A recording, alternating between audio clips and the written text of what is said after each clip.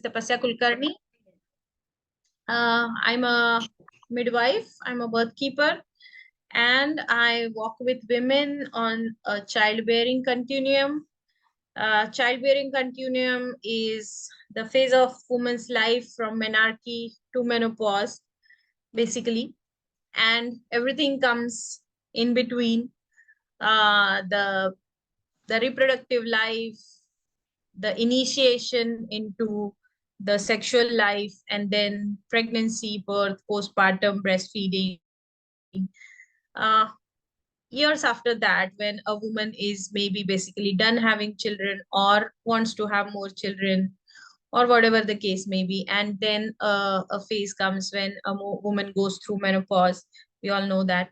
So my work is basically related to all walks of womanhood, uh, in reproductive health context. So I thought of this session because this is one of the favorite topics close to my heart.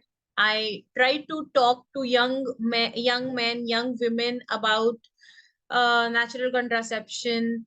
Also, I give counseling to newly married couples who are really confused about everything. I mean, initiation into sexual life, and uh, contraception, or trying to conceive, and pregnancy, and so on. So these types of sessions I have found useful in the past. So I just offered to have one such session here. So without further ado, I will just start with the topics. So today I'm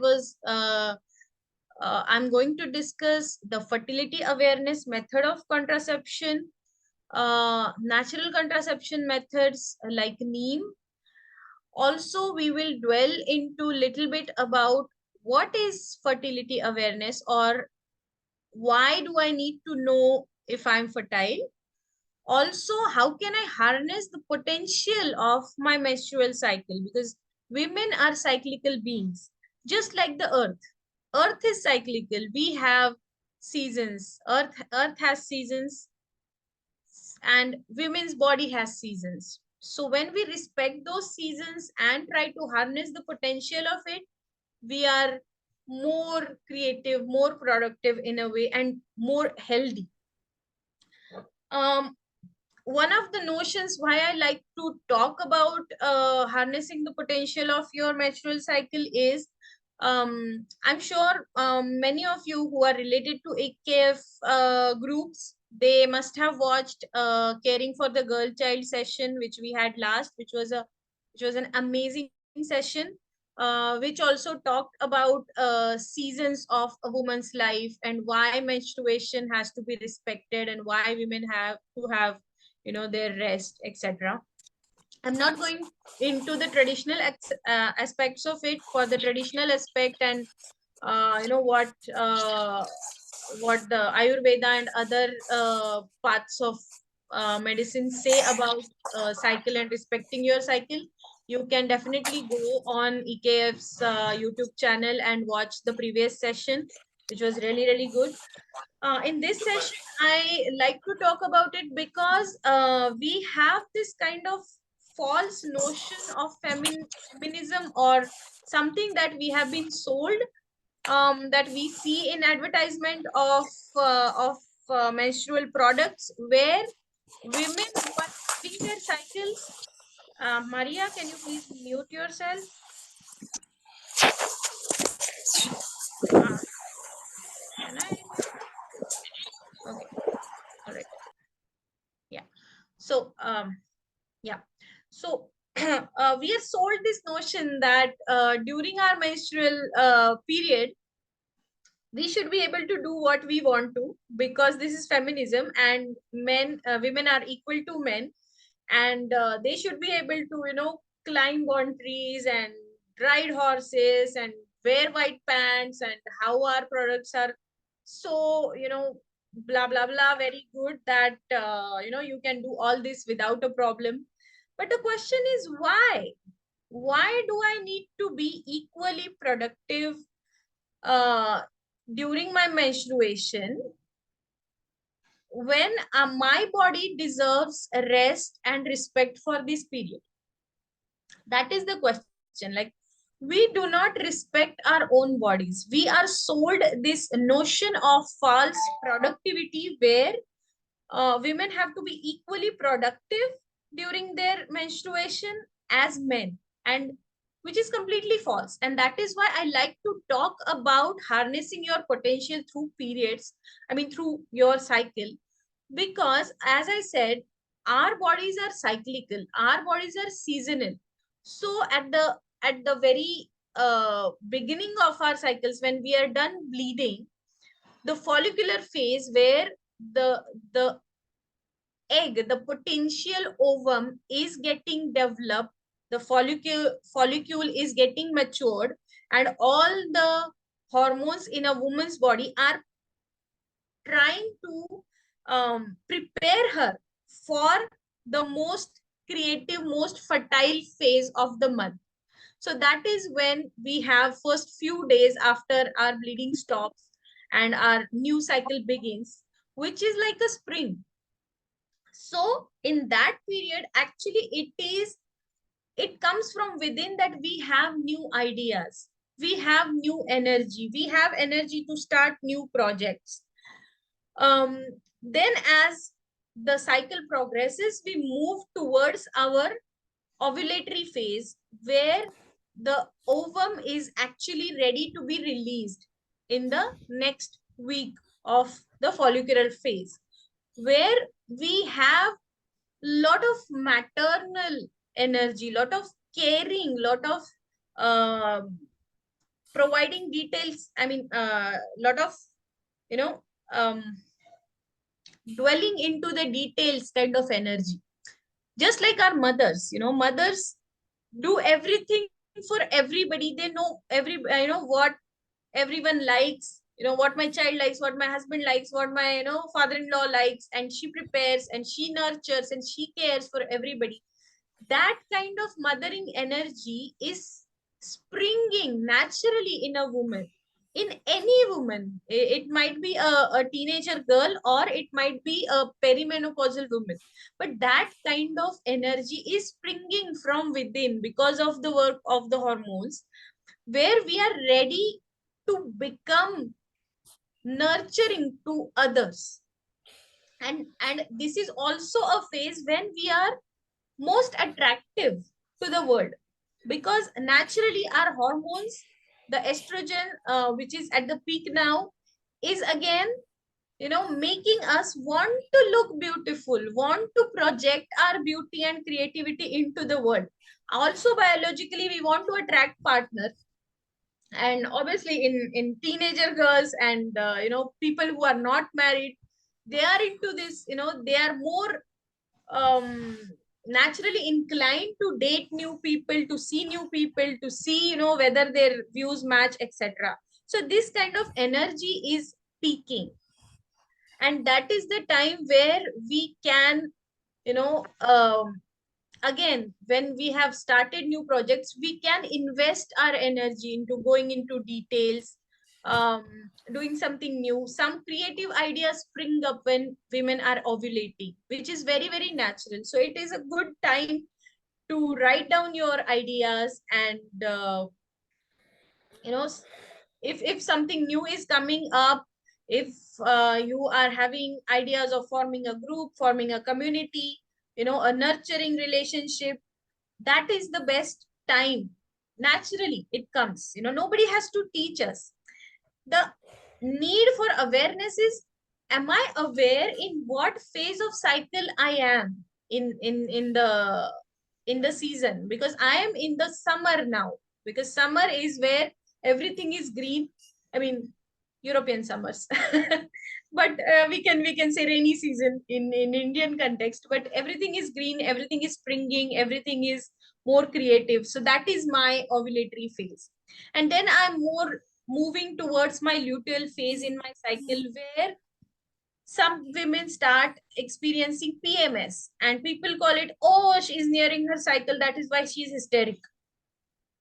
Okay, all right, you can say that, but we have to understand that as I'm reaching my peak of my fertility, and now I know that this ovum did not get fertilized, the egg, it is going to die down, and now I'm nearing towards my end. The body grieves. Body also grieves the loss of chance of generating a new life, because our body always favors pregnancy, and that is why we have to research and look upon into options of natural contraception. So my body always favors pregnancy. So if I don't get pregnant in this ovulatory cycle, my body grieves that. Also, the work of hormones is such that it makes us more internalized. It slows down lots of processes. So many women will experience bloating, digestive issues. Some women will experience headache, body pain, etc. And they want to start bleeding now. Like, I'm done with this cycle now. I want to start bleeding. That is the message that is the body is giving.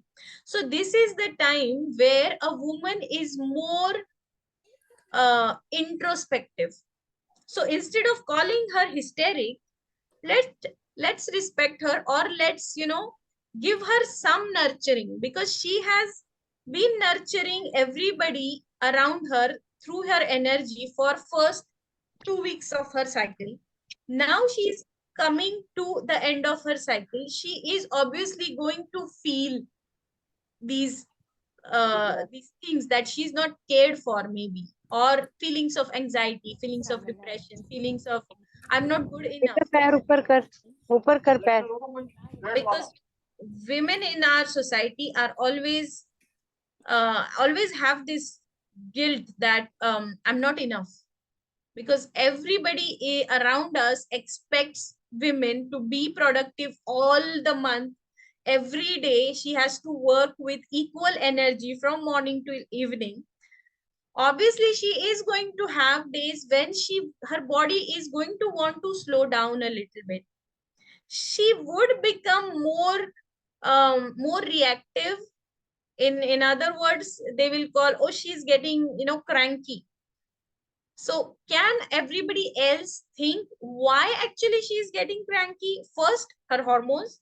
Secondly, now her body needs that kind of nurturing what she has given. She needs that return a little bit back. And that's when women can internalize more in their luteal phase, and they can uh, the most beautiful abstract arts, poetry, etc. comes out in the luteal phase from women artists. Why? Because we internalize, we kind of move towards spirituality. It is again linked to the cycle. It is like fall season, where now everything is gearing towards coping up with the winter, which is the harsh season, which is the menstruation. So again, this cycle, because it is said that women gets reborn and dies with every cycle, just like earth. It seems like in peak summers, it seems like everything is finished. Now everything is gonna burn down, but no. Then the rain comes, then the spring comes, the cycle continues. Just like that, women also will continue every month, but their cycles, their phases have to be respected a little bit. So it comes on people who are around that woman to understand her and not blame it on just a PMS. PMS is premenstrual syndrome, where women get bloated, they have digestive issues, they are little cranky, they are little angry at times, because sometimes it is our right to be angry.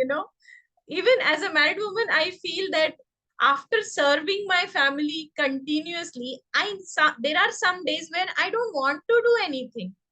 I want somebody to cook for me, or I want my husband to take me for a dinner. And when I feel okay, all right, where am I in my cycle? I'm automatically most of the times in the premenstrual PMS phase. And then I realize, oh, okay, all right. Again, when we move towards our topic of sexuality, I am going to come back to this phase again. Okay. So this is a good phase to write down your thought, journal. So I know for all of us, it's not possible to, schedule our interviews when we are ovulating because we are at our best creativity, we are looking most attractive. We cannot schedule new projects only at the beginning of our cycle, and we cannot um, schedule some things that need more internal work at the end of our cycle. Our life is not that organized, but I can always be aware where I am in my cycle. Can I respect that a little bit and work accordingly? So again, I'm coming back to the question that when we are told that you should be equally productive, no matter, even if you are bleeding, you should be able to do, crazy things. Why? That is my question. Like, why cannot I respect these things? So when the talk comes around giving women menstruation leave for 3 to 4 days, it is actually coming back in many states, and the thinking is going on. And I want to say it is not, it is not retro. It is not going backwards. It is actually good to respect women and women's body in where they are. Actually, when women get good rest in menstruation, they are more productive in their next phase. But when we just ignore our body's signals and keep on working, keep on doing, we sometimes take painkillers and keep on working, it drains our energy for the next cycle. It drains it is like the fertile soil is getting leached with heavy rains. We don't want that. We want this fertile soil to be nurtured, to be held, to be rested. So that is why, rest during periods is so important. And that is why, again, I will ask you to go back to our last session on YouTube channel, and she speaks beautifully about why rest, why, no household work, why even our maids need to be given days off when they are bleeding, because it has energetic impact. We are energetic bodies, and sometimes when we don't respect that flow of energy during our cycles, we drain out lot of vitality. recently i read Recently I read somewhere a statistics where uh, the National Institute of Mental Sciences, I think NIMHANS, they have published. Okay, who was that? All right, it's muted. They have published a data saying that women are statistically more vulnerable and statistically suffer more from mental illnesses. And we can see the reasons why. Obviously, we are not respecting our rhythms. And as a birth worker, I again say, we don't respect birth enough, and we steal birth away from most of the women through lots of intervention and surgical births. But, I will just leave that topic for right now and just focus on fertility and menstruation and sexuality thing. But yes, in general, we are forgetting our roots. In general, most of the women are supposed to have cycles in sync with the moon. So some women will bleed on full moon, which will be the red moon, and some women will bleed on new moon, that is Amavasya, that is white moon we call it. And generally women are more fertile either on new moon or full moon. There are no ideals. Some texts will say that bleeding on no moon and being fertile on full moon is the ideal thing.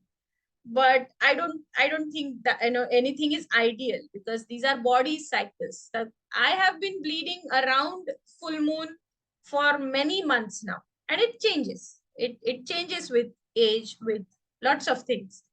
But ideally our bodies have to be in sync with the moon cycle, because moon completes 28 days around the earth, and our cycles are ideally supposed to be 28 days.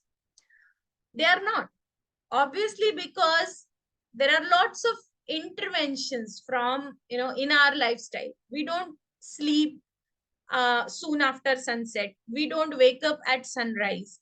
We don't eat our food before sunset, which ideally should be the case. We do not exercise enough. We don't get enough sunlight for the body to activate all its chakras and all its hormonal cycles, etc.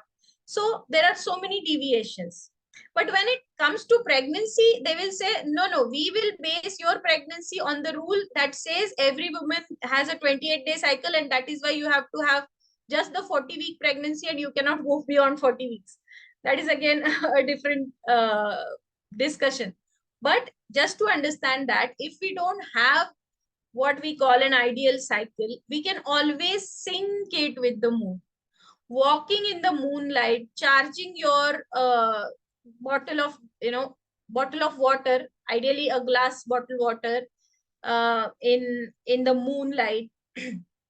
Also, walking barefoot on the earth, grounding yourself on the earth so that your cycles are in sync with the earth, eating most natural food, not eating packaged foods, sleeping on time, ideally at 9 p.m., not later than 10 p.m., getting up with the first rays of sun.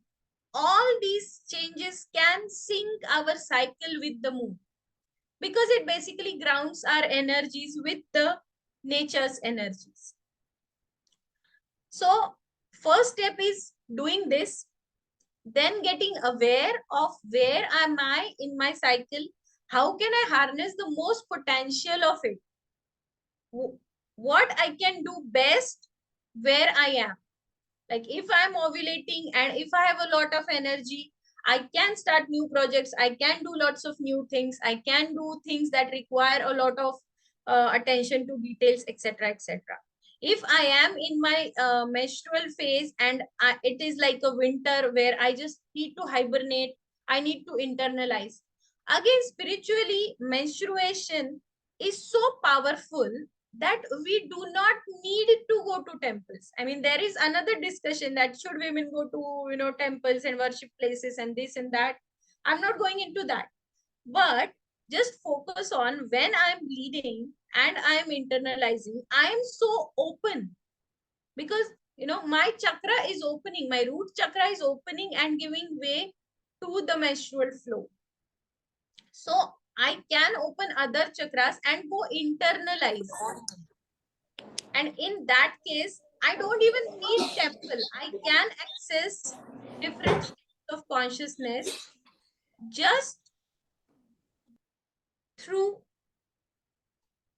internalizing and seeing where I am. And that is why rest and, introspection and hibernation type of activity and lot of nourishing foods around is ideal in the menstrual phase. I don't know, like people keep popping and there I have to mute them. All right. So yeah, some meditation, yes. Internalizing is nothing but just going within.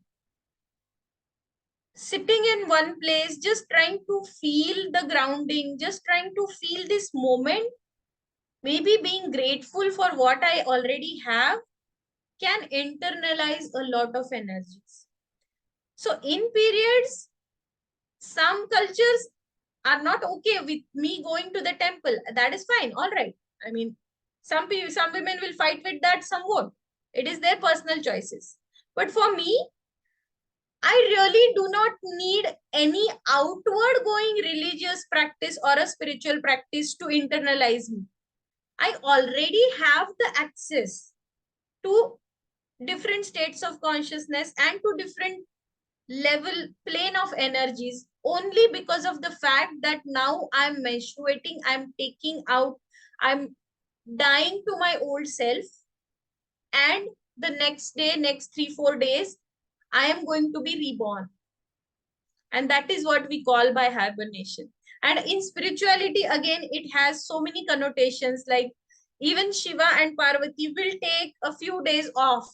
They will go into their caves in Kailash and go into that samadhi state, and then again will come out and fight battles and save the world.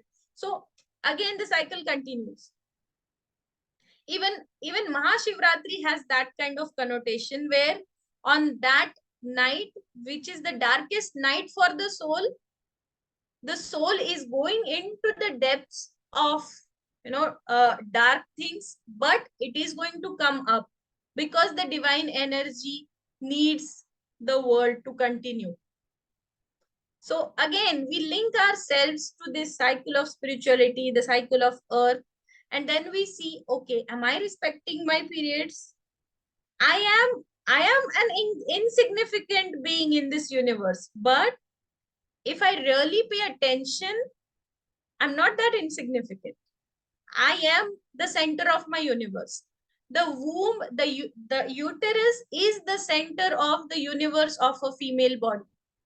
And that is why when we have so many unnecessary hysterectomies in this country, right now, many people after menopause, most of the women, around 65% of the women after menopause are getting their uterus removed for one or the other reason, which is again a pandemic, just like the C-section is a pandemic. So you can excuse me for going back again and again to the topic of birth, because I'm really passionate about, talking about unnecessary cesareans, etc. But unnecessary hysterectomies, like anything related to your menopause or reproductive system, or any extra bleeding or any pain or anything, the doctor will say, take away your uterus, your problem is solved.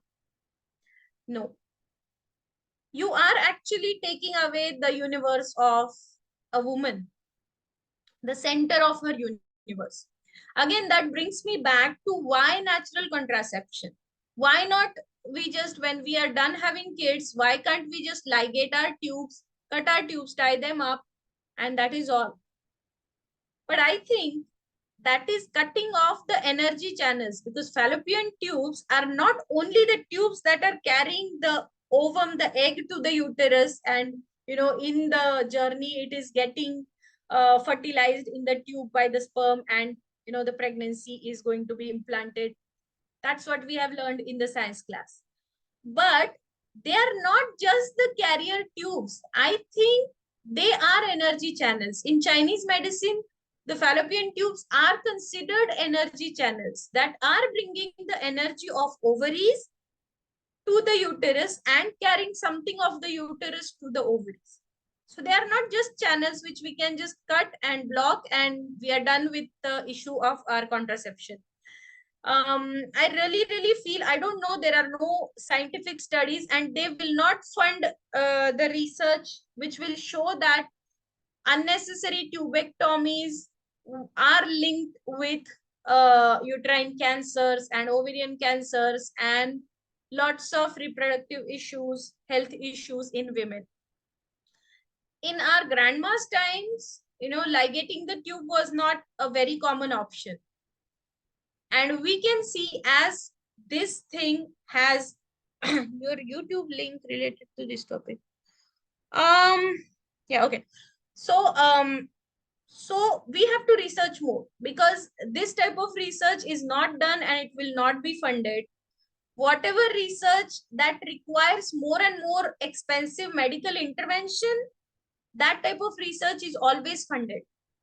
In birth world, we always see that the research which says, don't do anything to pregnant women, don't induce, don't do interventions, don't do artificial pitocin, etc., etc. That kind of research will not be readily accepted. They will say, oh, publish, show me 5 more papers, and then maybe we will consider not doing anything. But a research that says, oh, we need this maternal fetal medicine specialist and this intervention and that ultrasound and this test and this genetic testing, that will be readily accepted. Why? Because it makes more money. Just like that, even if you ask me, vasectomy can be a practical option for most of the couples for contraception.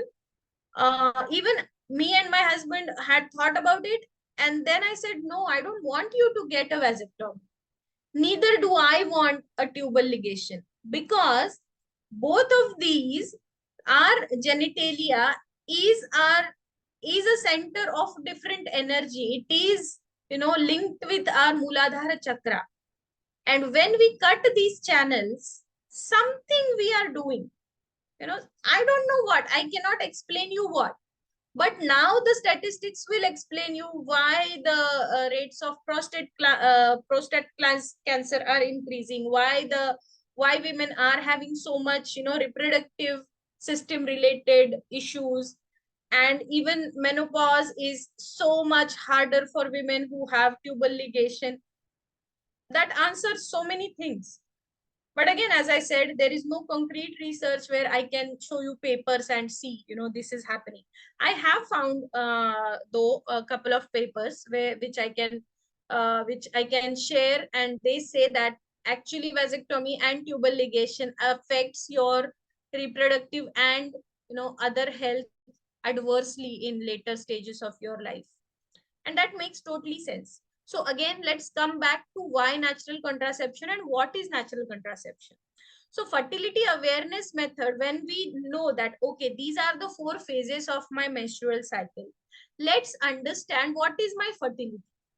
So fertility, like when I'm most fertile is like when I'm releasing the ovum. So body just doesn't release the egg, the potential of a new being just like that.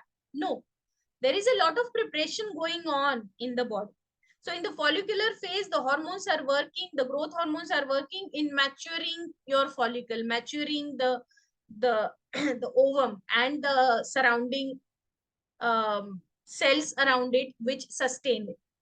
And then as the ovulation comes, my body is preparing the other way also. It is preparing my uterus with extra layers of tissues, so that if at all pregnancy happens, it can be embedded in a soft, nice nest. And then it can, when it develops into the placenta, it can start taking the nutrition and, develop the fetus. We all know the basic science of it. So my body is preparing for ovulation. And knowing this science is fertility awareness. So fertility awareness method is not rocket science. It's just knowing the science of when I am most fertile and when I am ovulating and when I am safe to have unprotected intercourse. So there are 3 basic methods of fertility awareness. So you will say, oh, the grandmas used to use the calendar method, and they used to often fail, and they used to have 6, 7, 8, 9 children. Well, that's true. Because fertility awareness method is not just the calendar method. Calendar method, as traditionally taught by mothers and sometimes doctors also, that you are safe to have unprotected sex in from the day you stop menstruating till 5th day, and then onwards you have to use protection. And once you are 7 days uh, 7 days short of your period, again you are uh, okay to have unprotected sex. That is the calendar method, which is pretty crude, because it assumes that every woman has again a certain 28 days or 30 day cycle, and she will be fertile in these weeks, and she won't be fertile in first week and last week, and in between she has to take precautions. But fertility awareness method tries to zero in on when I am ovulating. So first indicator of my fertility is my basal body temperature. So basal body temperature is your temperature when when you wake up and just take your temperature. I have done this when we were trying for conception. So you just put a thermometer as soon as you wake up and note down the temperature. What happens is, in the follicular phase, the body's temperature remains low. As the body is preparing for ovulation, the progesterone is secreted more and more, and your uterus is now ready for new pregnancy. So action of progesterone is again creative energy. So it is increasing your heat. So the day I'm ovulating, 24 hours before it, my temperature drops and it peaks. It, ups. And when I see a noticeable shift in my temperature, like it was 96.6 for most of the week, and suddenly it is 97.7, or even 1 degree more, 1.5 degree more, that means my body has prepared for ovulation. My body maybe has ovulated. The second base of it is monitoring your cervical mucus. So our cervix again goes through lots of changes through our cycle. We will have what we call, after we are done bleeding in our menstruation, we start having pretty dry days where my cervical mucus is not that much. It is dry. Sometimes it is whitish, sometimes it is nothing. As I move towards my fertile phase, towards ovulation, my cervical mucus becomes more liquidy, fluidy, egg white like consistency, and it will be stretched. And that is the cervical mucus in which a sperm can live for 5 days. So even if ovulation is occurring in the middle of my cycle, say on 14th day of a 28-day cycle, my cervical mucus starts showing me the signs right from 11th, 12th day. It starts becoming more fluidy. Some women, as they inch towards ovulation, they have to use panty liners because they have so much mucus, thing coming out of their vaginas. So that indicates that, okay, I am nearing the ovulation. So monitoring your cervical mucus and your temperature gives you a pretty pinpoint timeline where I can be pretty.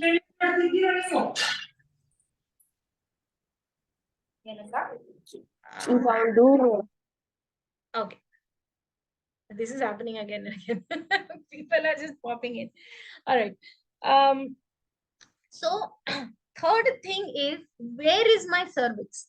Have you ever felt your cervix where it is? Like women who have not given birth, they might even not know what is my cervix. Women who have given birth in hospitals, they have experienced what they call cervical checks, doctors putting your fingers into your cervix and trying to see how much open it is.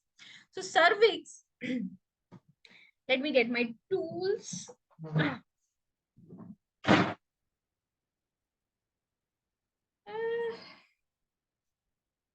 All right.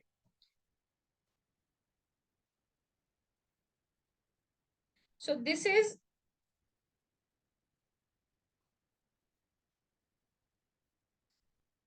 this neck of, no, this is, well, this is a vaginal canal. I'm sorry.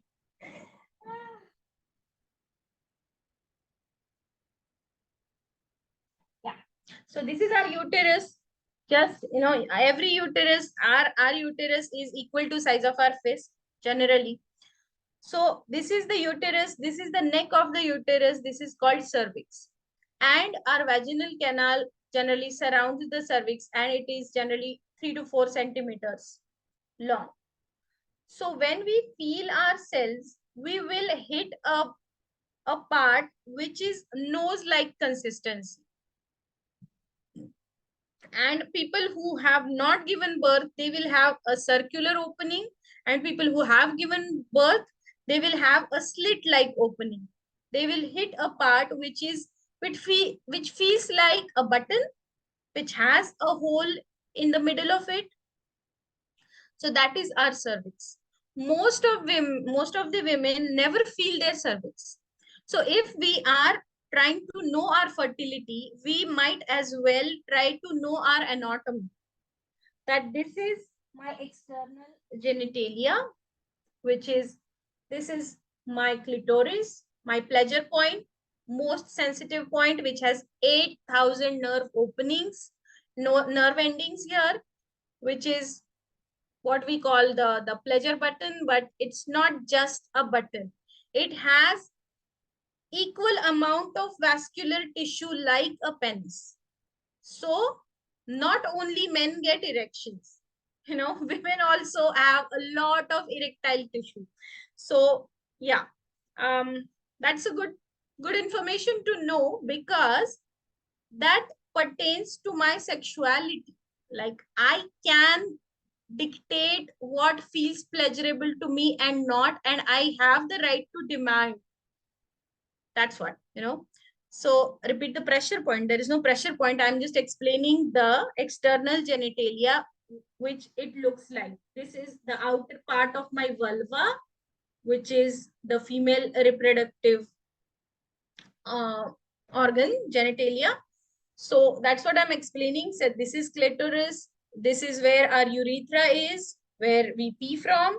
And then there is vagina, and at the back is our anus. So when we are practicing fertility awareness method, we might as well try to know what is inside my vagina. Like, most of the women never touch themselves. In our cultures, and I mean many cultures, you know, small girls touching themselves, they get scolding, they get hit, they get ashamed that, oh, you cannot touch your body. Come on, it's her body, she can explore. I mean, small children, I never scold my children for touching themselves. I might as well tell them that, don't do it in public, you can do it in bathroom, or they're so small, I'm least bothered. But people around me are like, no, no, they shouldn't touch themselves. And this is where, lots of sexual taboo and shame comes from. So when children are touching themselves, they are touching themselves because they feel pleasure. And they're so innocent, they don't realize what it is. So shaming them, doing giving them a slap on their hands is not an answer, in my opinion. Maybe explaining them and teaching them to be safe and not do these things in front of people that might not be safe is a better way to do it, in my opinion. But again, that is again a different topic. Also, that pertains to sexuality and the concept of gender, that sex and gender are not the same things. Gender is a totally personality based and perception based concept, where a man might feel like he is a woman trapped in a male body, and which is perfectly okay. I mean, people have their gender identity, and which can be natural, but sometimes gender identities are treated like some kind of a disease. And then again, this mystery of taboo and shame comes in when our society talks about homosexuality, or homosexual interaction, uh, etc., etc. So these are the very sensitive topics, but we can introduce them to our children in a sensitive way and explain to them what all this is, instead of just saying hush hush, we don't talk these things, these are dirty things. That is not the solution. And I know we, most of us here, are conscious parents. So anyway, coming back again, I digress a lot to our fertility awareness method. So when we know where our cervix is, and when we feel the consistency of cervical mucus, month after month, we get to realize that, okay, my body is changing, my body is more fluid, more viscous, more lubricated when I'm fertile. So we can pinpoint when I'm ovulating. And then when we talk about natural contraception, either we can avoid intercourse for those 5 days, because as I told, once we start having fertile mucus, fertile cervical mucus, a sperm can live in it for 5 days. So say if I have unprotected sex on 13th and I ovulate on 16th, there are chances that I will get pregnant, because the sperm will live in that cervical mucus, and when I ovulate, it will meet the egg. So that is why when we point out these 5 days of fertile cervical mucus, my temperature rise, and where my cervix is, cervical position also is one of the components of fertility awareness method. So cervix, as I told you, is the neck of the uterus. So when we are ovulating, it is little up and tight. When the menstruation comes, the cervix also comes little low and becomes little more soft and mushy to allow the menstrual flow. So when we know my organs, my internal anatomy, when I respect it, I generally know what gives me pleasure. And that also brings us back to the topic of sexuality. Because women never explore what they really like. When women get married, like in older times also, when we didn't have, so much sexual openness, and we did not discuss it with our parents, obviously, with our mothers, and especially new girls who are getting married, and they were told, yeah, your husband will know what to do and you will know what to do, and that's how you go about it, everybody learns. But now the times are more open. Uh, Teenager girls and boys are finding out about sexuality way much earlier in their lives, and they are more curious about these topics. So as conscious parents, maybe we can slowly start introducing these topics um, to girls and boys about what is fertility, why we get pregnant, why unprotected sex is not a very good idea, why casual sex is not a very good idea, etc, etc. Well, this can be personal views. I mean, some people might say, what is wrong in casual sex, what is wrong with one night stands? Ethically, morally, I don't want to go into that. Spiritually, I will say, when we have sexual interaction with a person, we download a lot of personality of that person. So spiritually, I'm downloading a lot of things, and that can be positive, negative, and that is going to affect my persona, my soul, and my vitality. So if I am engaging in casual sex, maybe I might have a personality that is suffering or that is absorbing a lot of negative things from every partner. And not just sexually transmitted diseases, but spiritually also we are getting a download. So but again, I am again being respectful. Everybody has their personal choice. My point here is only that we never make an attempt to know our sexuality, to know when we are fertile, to know when my sex drive is higher. Because obviously, when I'm ovulating, my sex drive is naturally going to be higher. Also, when I'm in PMS, sometimes engaging in sexual activity calms me down, calms my anxieties down. Because again, we say, having an orgasm is achieving a different state of consciousness. And in Tantra, that is what they are trying to harness, your orgasmic potential. But if as a woman, I never experience orgasm, how am I going to know if I'm capable of that or not? Every woman on this planet is capable of experiencing 7 types of orgasms. 7. I'm not kidding you.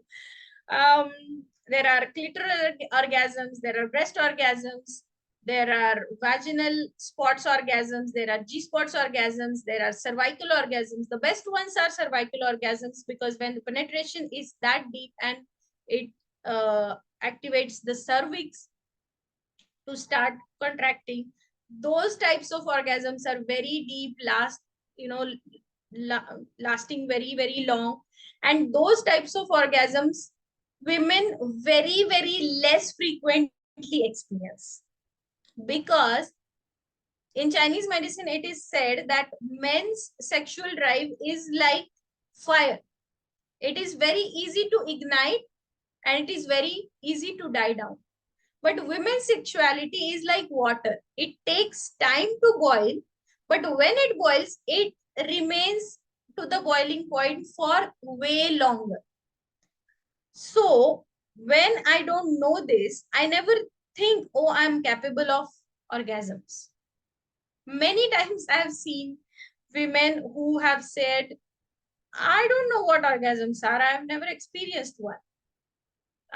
We are just done with the sexual act and that's it. I mean, the man gets the pleasure and I most of the times feel I'm not done. And that is the reality. And also we can correct this when we know what my organs are, where my, pleasure points are and how I can increase them. Again, I want to be very respectful and not go into very graphic details, but mapping your vaginal wall is a very, very good meditation. There is something called yoni egg. I will show you. Um,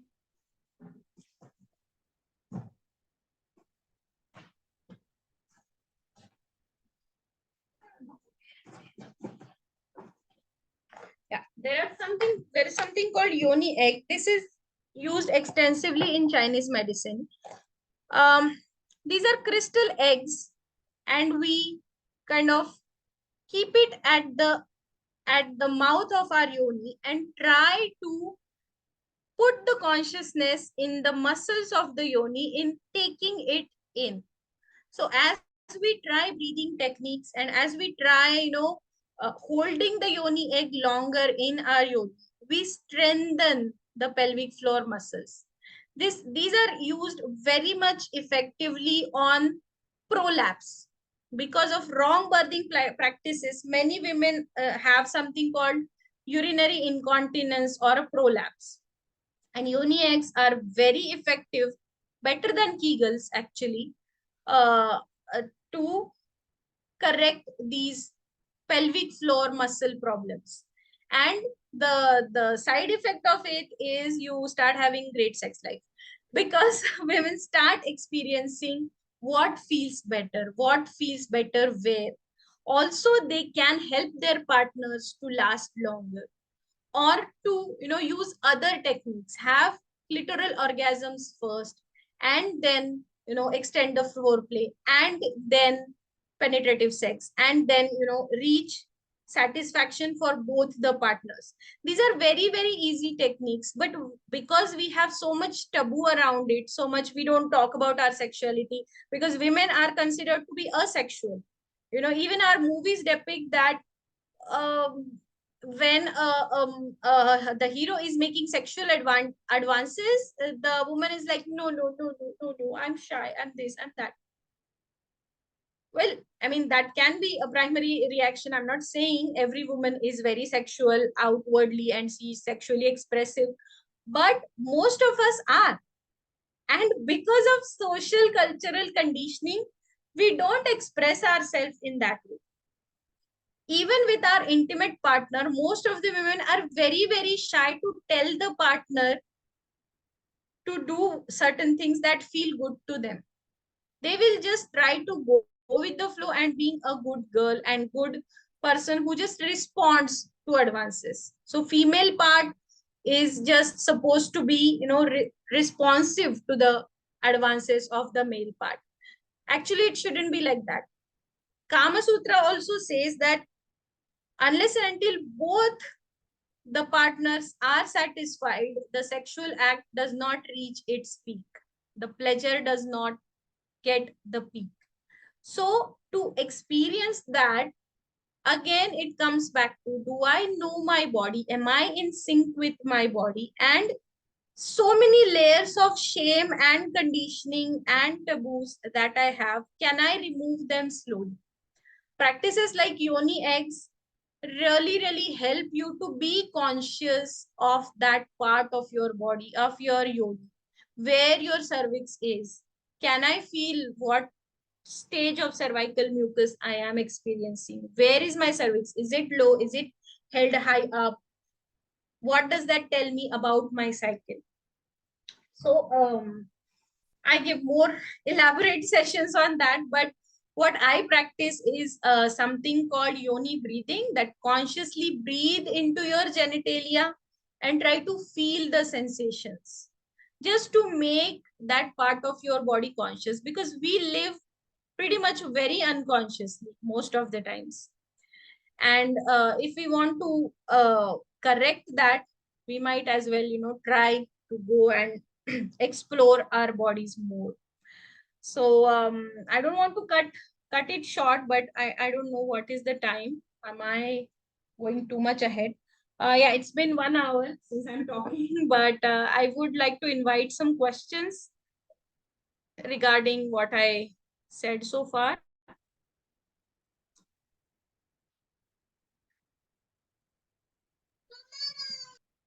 Anyone?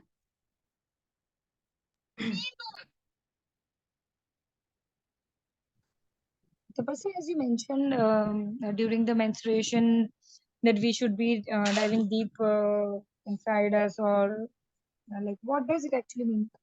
Does it refer to any kind of meditative process or anything? Like, can you just shower your light on it? Um, it's nothing special. I mean, first of all, we should have that kind of rest which most of the women don't get in their menstruation. We always are running, our mind is running here and there. बच्चे ने खाना खा लिया, पति का ये हो गया, he had this important meeting, I had to do this that, I have to take care of the plumber को बुलाना है, electrician को बुलाना है, this that. We never get like cave like rest in our menstruation, first of all. And that is the first step of internalizing. Do I sit still? Do I take some time off just to sleep, just to feel what I am feeling right now? What is my body doing?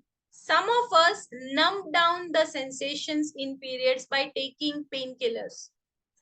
But sometimes it's not about taking painkillers. It should be, where is the pain coming from?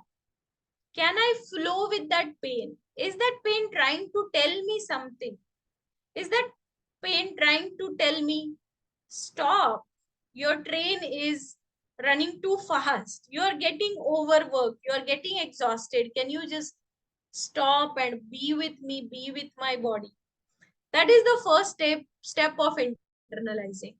And then sometimes meditating, sometimes visualizing how the flow is going, sometimes seeing the flow also can put you in a meditative state. I know, some people feel it gross, they don't even look at their pads, they will just wrap their pads and throw them away, it's dirty, it's infectious. That's what the medical science, modern medical science tells us. But this flow that is coming out is so potential, because it was holding the potential of creating new life. So the body is getting rid of it. Sometimes that means I'm completing the cycle. The potential that I held in my womb to create new life, now it's the time to go to give that back to the earth. So sometimes what I do is, not sometimes, every time, I use menstrual cup. Sometimes I use free bleeding. When I'm alone at home, I don't want to use anything. I just free bleed or practice what is called holding back your flow with consciousness and then releasing on a toilet or whenever. But it takes a lot of practice, and every time that is not possible. So what I use is the menstrual cup, because again, sustainable menstruation is another topic where I think one of our friends in this group is very keen on talking about it, talking about cotton pads and cups, etc., etc. So what I do is, I whatever I get in the cup when I change my cup, I try to return it to my plants, and I see those plants are happy, because I'm trying to return the potential of creating life which I'm taking from the earth, from my nutrition. Now it's the time to give it back to the earth. So sometimes, women who will wash their menstrual cloths in a bucket of water and return that water to the plants in their garden. It is a very spiritual act of returning. So when we are, doing practices like this, and we are just conscious what is happening in my body, the internalization automatically happens. You don't have to have certain mantras or certain positions or just sit in meditation. You don't need all that. Just being conscious, being mindful of what is happening right now in my body is opens the doors, opens the channels. And some women take this practice to new level where they can perceive coming things. Sometimes in menstruation, if we meditate enough, sometimes we can clearly see the things that are coming in our next cycle, which is like our next life for that month. I have seen visions so many times in my cycle. Something that is coming up, something that is happening in a birth. Sometimes I get dreams in my menstrual cycle.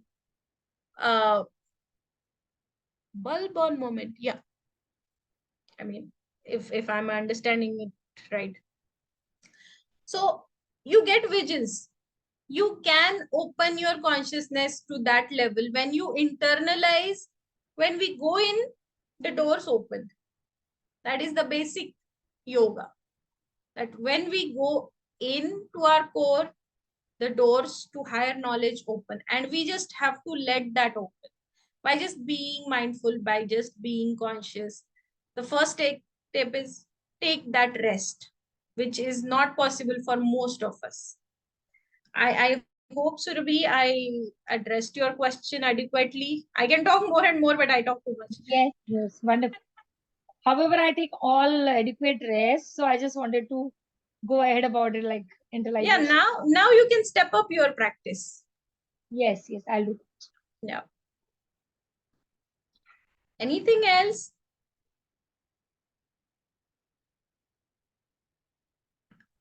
How do I see everybody's face? Like I am just seeing my face and I would like to see more. Just change the view from speaker to everyone. It is on the right hand corner top. Okay. Yeah. Right. All right. Yeah. Anybody else? Anybody wants to ask the question? Hi, Ruchi here, Tapasya. I don't have a question, but I just had comments. I think there's whatever you have shared so far has spoken immensely to how I've been experiencing things. Like I very consciously, I think in the last 3-4 years, I see now I'm 44 years old.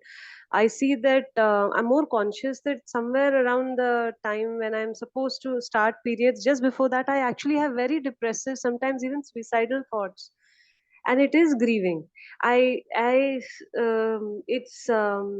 It's quite painful, but it's happening every cycle in like almost for consistently for last 2.5 years. Just before periods there would be this time and I wasn't paying attention, and I thought, this is very sad, I'm exploding literally. But I'm realizing this is probably that phase where and very consciously it's like a depressive state. It's like nothing else matters. And yeah, once on the after the first day of the cycle there's a lot of release of energy, and the body is a lot more in the flow. I have experienced that actually my sex drive is highest during the flow, because maybe it's the fact that it's safest to have to have unprotected sex or protected sex also, because I feel always very nervous that okay, 1 minute I shouldn't get pregnant again after having 2 children. So there is that anxiety, and it's the lowest in that just before the periods and right after and during the periods as well. And I really appreciated your connecting it to different seasons, which I know Aparna also did that, but I think is just sinking in. And the timing of this session was also something very nice, so that it's sinking in a lot of things that she had talked about. So thank you for that. I don't have a question. I felt a lot more educated, especially when you talked about sexuality.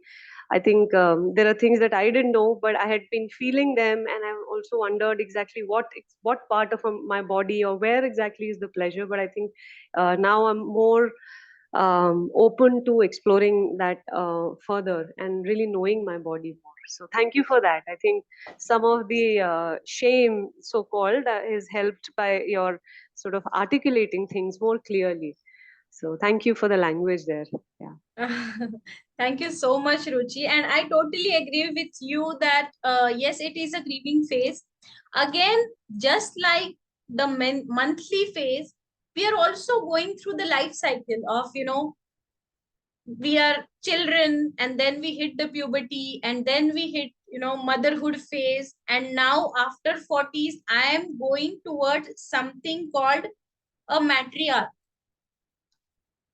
I am the matriarch. Now I can contain people. Now I have different kind of creative energy where I'm done giving physical birth and being physical mother to my children. But now I'm entering into a phase where I can be more nurturing to more people. And that is why you will see people who, the women especially, who are on the positions of CEOs and very important positions, they're going there not in their 30s. After their 40s, they're inching towards that. Because I'm getting all that nurturing motherly energy where I can focus on creating bigger things and serving more than my family. And that is why most of the social worker women who have done significant work, they have done it after they were done having children and raising children. Yeah. So that is what I call the season of matriarch. And we should take the reins in our hands that we are matriarchs of our society. Now we should be talking about things like women's health and women's desires and why we don't get the equal attention or equal pay or so many issues. Now I have the energy when my energies are liberated from the duties of raising the children and looking after a small family. Now my family is bigger. So that also corresponds where if you are feeling depressive at the end of your cycle, that means also that you are inching towards matriarch phase where you are not finding the ways to express your creativity. So this is a good time to see what am I good at and how I can serve, because service is the thing that gives ultimate pleasure. Yeah, I think I'm seeing this, what you're saying, because last 10 years, I mean, 12, 13 years ago, it was pretty much stay at home, stay with children. But in the last year or so, I started working again because I actually feel the need to go and engage more with the world. Exactly. And what you said, the matriarch energy and holding much more space and also claiming and occupying more space. So if I need more time, I will take more. I mean, I think it's also claiming those things quite openly. Yeah, that's very well put. Thank you. There were elder women in rural families whose word was the last.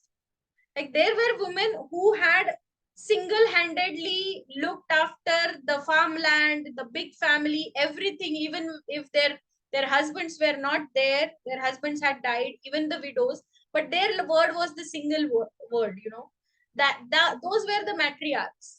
Right now we are not seeing matriarchs like that, because the root is again how we are treated from menarche in pregnancy, in birth. Because now to a modern pregnant woman, everybody is telling what can go wrong. There is so much fear, and she's losing this confidence to give birth on her own terms with her bodily autonomy. So everybody is telling us that you need doctors, you need medical system to save you from what? From my own self. So we need to tell you that you need certain kind of lubricants, certain kind of toys, certain kind of this and that, because we will tell you how you can tend to your sexuality, because that is again a market. See, now I'm happy that Indian market is opening up, and there are companies like Muse which are tending towards um sex toys and vibrators and pleasure things, and nudging women to, why don't you explore yourself? Why do you have to have a partner? Even with a partner, why can't you explore different things? Why can't you explore different types of orgasms? Which is a good thing. But again, they are trying to sell their products, that without these products, you cannot know.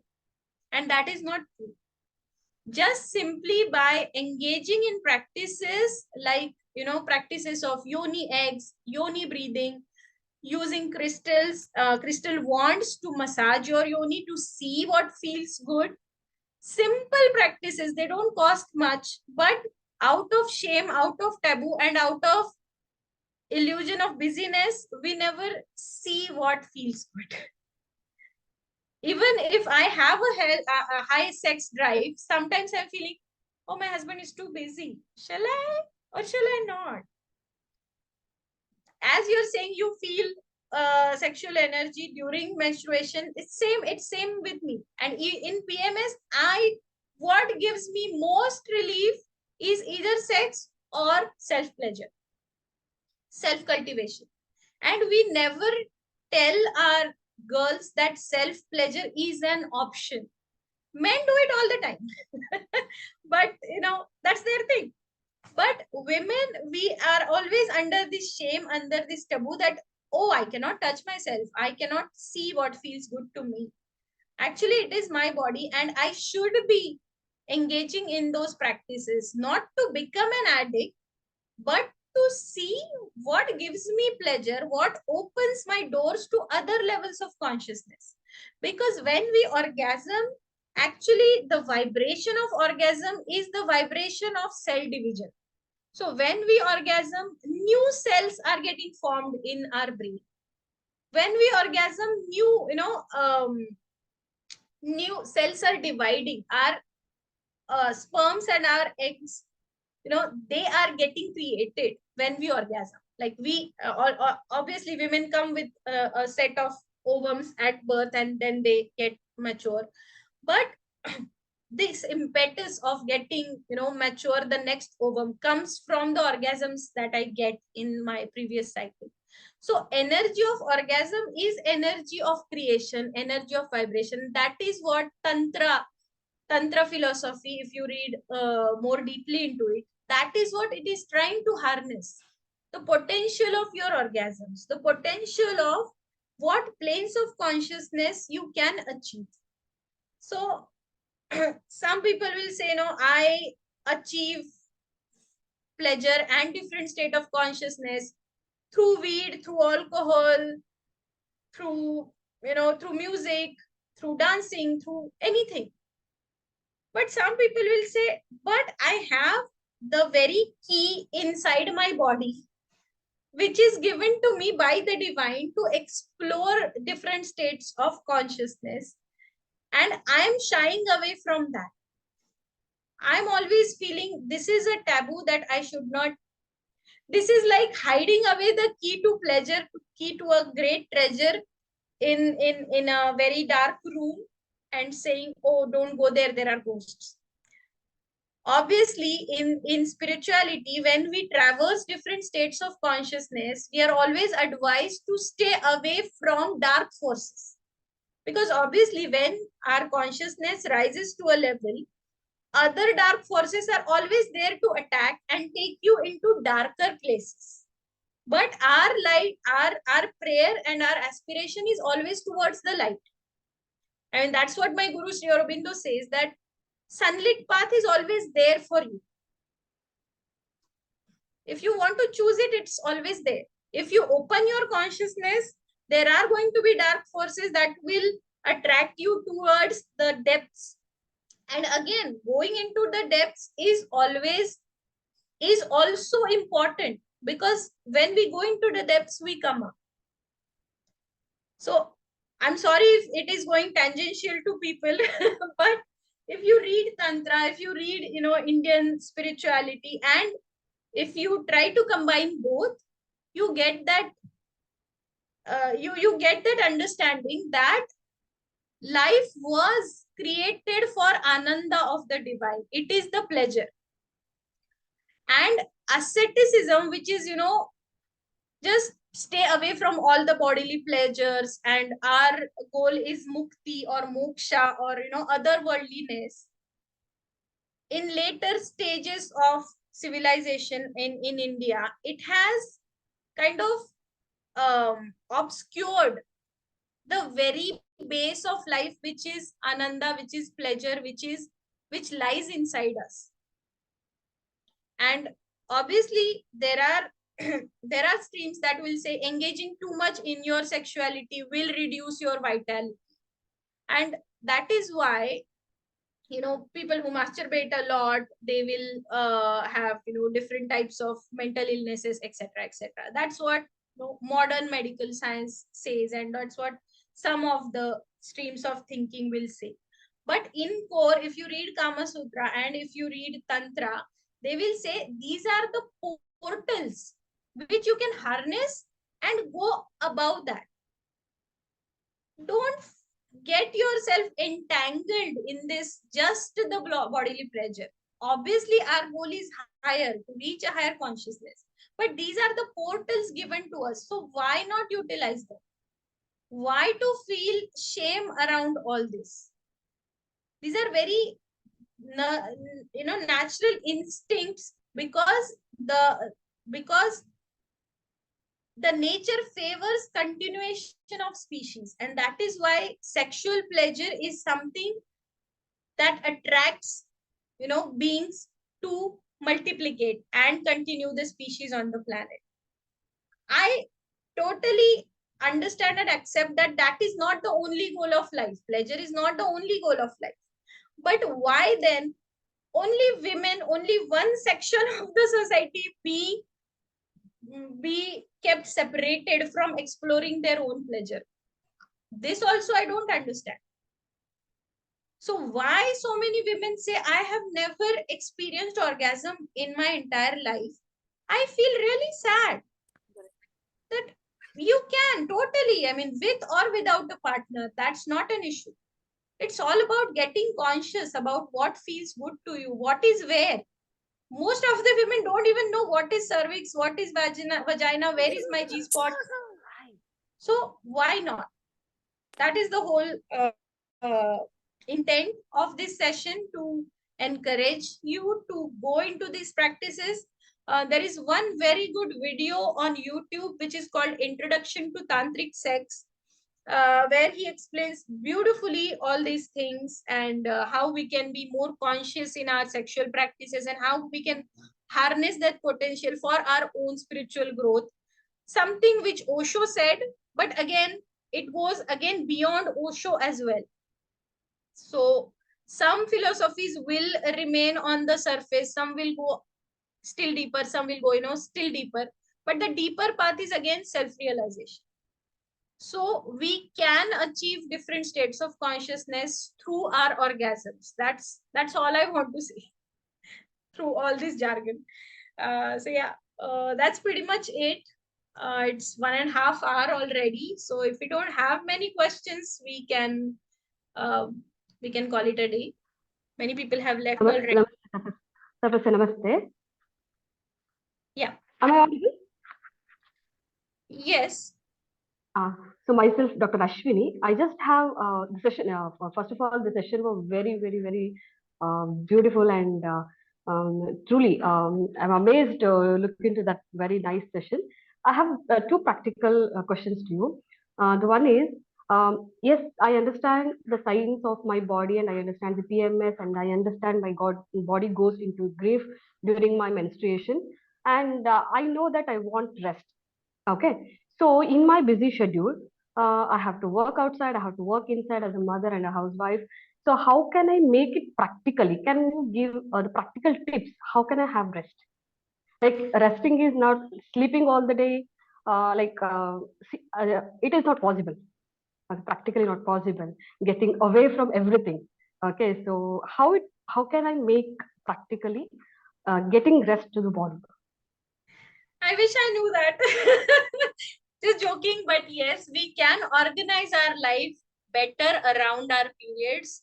Sometimes we can send children, to engage in outside activities and not bother me so much. Sometimes I can ask my husband to, can you have lunch outside today, or can we go for dinner where I don't have to cook? It's going to be first day of my period. So I literally tell everybody in the family that this is going to come and I am taking rest. So please, seek your life outside. That is the first step, because women are never vocal about our own needs. We most of the times we are into hiding when my period is, and just showing that no, I'm okay, I'm fine. But sometimes we call for help and help comes. So we have to ask for help. Sometimes, hiring a help is again a good way. Distributing your responsibilities. teaching your kids, now today you will do the laundry because I need rest. You will do certain things, my duties, that because I need rest. It's as simple as that. Sometimes we are not even capable of doing that because we feel that all the burden of this house is on me, and sometimes it is not. Sometimes even a 3-day-old baby can survive without his mother, but the mother cannot survive without the baby. You see the difference, because we are so Yes. much taking it on ourselves, the responsibility, that we never think that everybody is dispensable for that matter. If I'm not there one day in this house, life is not going to stop. Everybody is going to live their own ways. So why not ask for help? Why not, organize your family things around, okay, this is going to be a weekend and I might be menstruating, on these days. So why can't we do something that doesn't involve me? Can you guys go out, eat, have fun? Or, just asking your husband to, can you massage my back, please? I am going through this and I need respect. I need nurturing. I need care. We don't even ask for it. So asking would be the first step. And again, how you organize your house and how you train your kids to do, perform certain responsibilities. It is again ongoing process. It's not going to be only for 2-3 days. But again, distributing responsibilities, which women are very bad at doing. Even sometimes I feel I have to do everything, which is not the case. So yeah, I think that would Yes, be we my need a very conscious family in that sense. We have to make the family conscious of all that. exactly. And as I said, so definitely female are not a passive in sexual act. So how many times the frequency? So how many times she can indulge in sex, like conscious, like having orgasm and all that, in a week or in a day? How many times it is good? Like you I know, would say whenever you feel like, first of all.